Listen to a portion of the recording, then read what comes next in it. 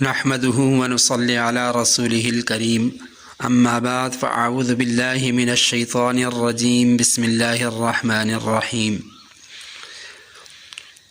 انما المؤمنون اخوة فاصلحوا بين اخويكم واتقوا الله لعلكم تفلحون قال النبي صلى الله عليه وسلم المسلم اخو المسلم او كما قال عليه الصلاة والسلام۔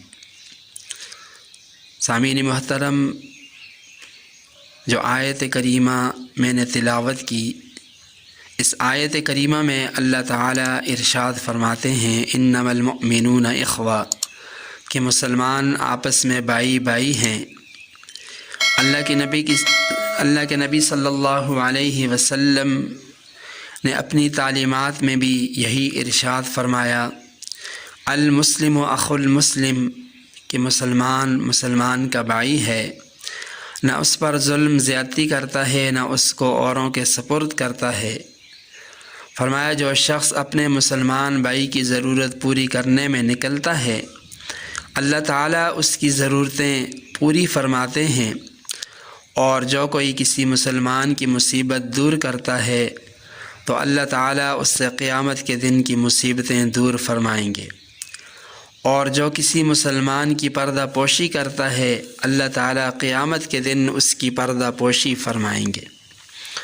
ایک اور حدیث میں فرمایا کہ باہمی محبت، رحمت و شفقت میں تمام مسلمان ایک جسم کی طرح ہیں۔ جب انسان کے سر میں تکلیف ہوتی ہے تو اس کی وجہ سے جسم کے تمام اعضاء بے خوابی اور بخار میں مبتلا ہو جاتے ہیں۔ حدیث پاک کا مطلب یہ ہے کہ ساری دنیا کے مسلمان، چاہے وہ مشرق کے رہنے والے ہوں یا مغرب کے رہنے والے ہوں، گورے ہوں یا کالے ہوں، کسی بھی قوم قبیلے سے تعلق رکھنے والے ہوں، ایک جسم کی مانند ہیں۔ اور ایک جسم کی خاصیت یہ ہوتی ہے کہ جسم کے ایک حصے میں اگر درد ہے تو سارا جسم اس درد کو محسوس کرتا ہے اور اس درد کو دور کرنے کی طرف متوجہ ہوتا ہے، اور جو کچھ اس کے اختیار میں ہوتا ہے وہ سب کچھ کر گزرتا ہے۔ دوا کھانے کی ضرورت ہو تو دوا کھاتا ہے، دوا لگانے کی ضرورت ہو تو دوا لگاتا ہے، پرہیز کرنے کی ضرورت ہو تو پرہیز کرتا ہے، آپریشن کرنے کی ضرورت ہو تو آپریشن کرواتا ہے۔ غرض سارا جسم اس تکلیف کو دور کرنے کی کوشش میں لگا رہتا ہے۔ قرآن و حدیث کی روح سے جب ساری دنیا کے مسلمان آپس میں بھائی بھائی ہیں تو ہمیں ایک دوسرے کے دکھ درد تکلیف کا احساس ہونا چاہیے۔ دنیا کے کسی بھی کونے میں، دنیا کے کسی بھی گوشے میں مسلمانوں پر کوئی تکلیف آئے تو ہمیں یوں سمجھنا چاہیے کہ گویا یہ تکلیف ہم پر آ گئی۔ ہمارے ایمان کا تقاضا یہ ہے کہ ہمیں ان کی تکلیف کا احساس ہونا چاہیے۔ اس وقت پوری دنیا میں اور بالخصوص فلسطین میں مسلمانوں پر یہود و نصارہ کی طرف سے جو ظلم و ستم ڈھائے جا رہے ہیں وہ ہم سب کے سامنے ہیں کہ لاکھوں مسلمان بے گھر ہو گئے، کتنے شہید ہو گئے، کتنے زخموں سے چور چور ہیں، ہزاروں بچے یتیم ہو گئے، ہزاروں عورتیں بیوہ ہو چکی ہیں۔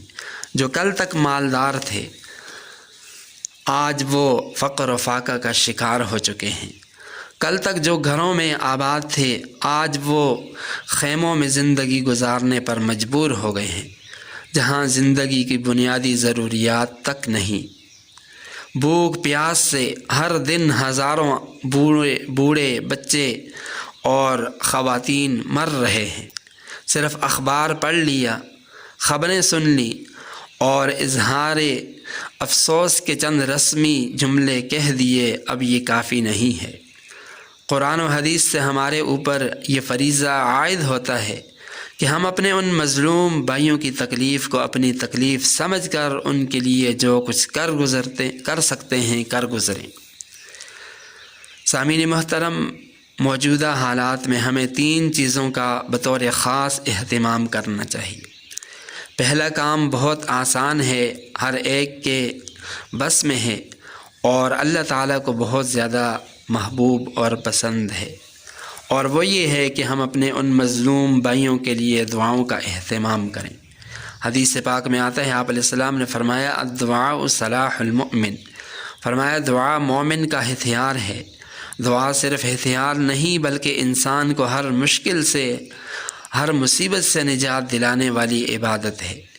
ایک حدیث میں فرمایا کہ دعا ان مصائب میں بھی نفع مند ہوتی ہے جو نازل ہو چکے ہیں اور ان میں بھی جو ابھی نازل نہیں ہوئے، لہٰذا اے اللہ کے بندو دعا کا اہتمام کیا کرو۔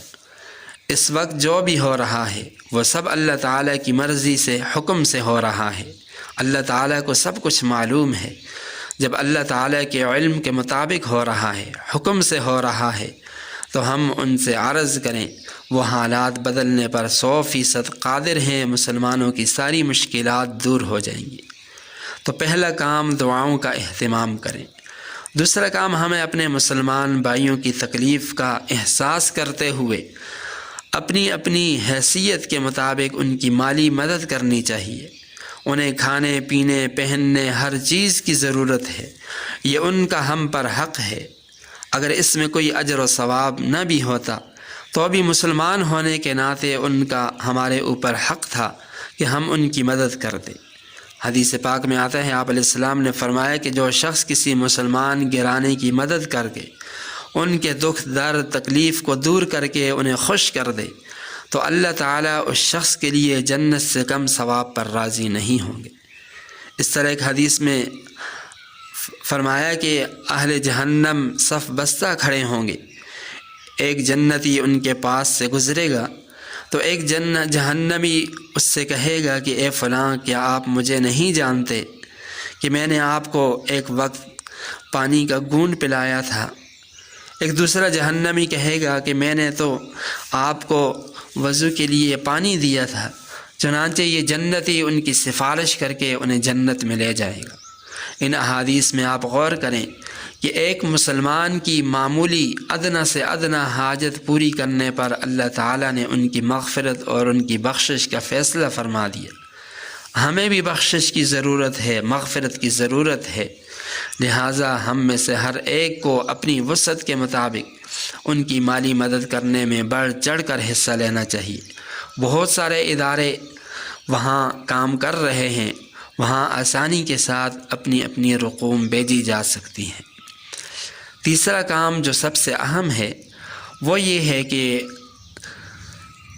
ظالم جابر یہود و نصارہ جو فلسطین کے مسلمانوں پر ظلم و ستم کے پہاڑ توڑ رہے ہیں، ان حالات میں مسلمانوں کی غیرت ایمانی اور قومی حمیت کا تقاضا یہ ہے کہ ایسے ظالموں سے تعلقات منقطع کر دیے جائیں اور ان کی مصنوعات کا مکمل بائیکاٹ کر دیا جائے، اس لیے کہ ان سے کاروبار اور ان کی مصنوعات کا لین دین ان کے ساتھ معاونت ہے، اور بائیکاٹ نہ کرنے والے ظالم سے معاونت کے گناہ میں شامل ہوں گے۔ اور یہ بائیکاٹ کرنا علماء نے لکھا ہے کہ یہ جہاد بالمال کی ایک شکل ہے جس سے ان کی اقتصادی ناکہ بندی کر کے ان کی قوت کو، ان کی شان کو توڑنا مقصود ہے۔ بخاری شریف کی روایت میں ہے، حضرت ثمامہ بن آسال رضی اللہ تعالی عنہ جب مکہ مکرمہ پہنچے تو کسی نے کہا کہ وہ بے دین ہو گئے، تو انہوں نے جواب دیا کہ نہیں، بلکہ میں محمد صلی اللہ علیہ وسلم پر ایمان لایا ہوں، اللہ تعالیٰ پر ایمان لایا ہوں۔ اور فرمایا خدا کی قسم اب تمہارے لیے، چونکہ یہ یمامہ کے رہنے والے تھے، تو فرمایا اب تمہارے لیے یمامہ سے گندم کا ایک دانہ بھی اس وقت تک نہیں آئے گا جب تک نبی پاک صلی اللہ علیہ وسلم اجازت نہ دے دیں۔ اسی طرح حضرت سعد بن معاذ رضی اللہ تعالی عنہ نبی پاک صلی اللہ علیہ وسلم کے مدینہ طیبہ ہجرت کے بعد عمرہ کی غرض سے مکہ مکرمہ پہنچے، ابھی طواف ہی کر رہے تھے کہ اسی دوران ابو جہل آیا، کہنے لگا یہ کعبہ کا طواف کون کر رہا ہے؟ حضرت سعد نے فرمایا کہ میں سعد ہوں۔ ابو جہل کہنے لگا کہ تم کعبہ کا طواف امن سے کر رہے ہو، حالانکہ محمد اور اس کے ساتھیوں کو تم نے پناہ دے رکھی ہے۔ حضرت سعد بن معاذ نے فرمایا کہ ہاں ٹھیک ہے، ہم نے پناہ دے رکھی ہے۔